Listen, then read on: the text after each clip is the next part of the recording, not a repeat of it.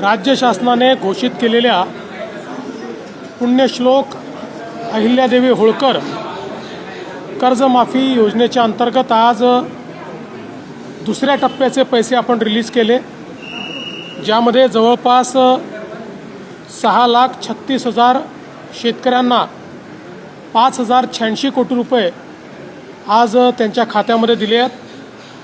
2 टप्पे मिळून 12,56,000 शेतकऱ्यांना आता कर्जमाफी मिळाली आहे आणि 10,115 कोटी रुपये हे शेतकऱ्यांच्या खात्यामध्ये गेले आहेत. सगळी प्रक्रिया नीट चाललेली आहे आणि मला विश्वास आहे की जे पात्र शेतकरी आहेत यापैकी प्रत्येक शेतकऱ्याचं नीट KYC होऊन त्यांच्या खात्यामध्ये पैसे जातील. ही प्रक्रिया आम्ही पूर्ण करू. ती पूर्ण केल्यानंतर मग ज्यांनी नियमित कर्ज भरलेलं आहे त्या शेतकऱ्यांच्या खात्यामध्येही 50,000 रुपये जे आम्ही घोषित केले आहेत ते त्यांच्या खात्यामध्ये देऊ.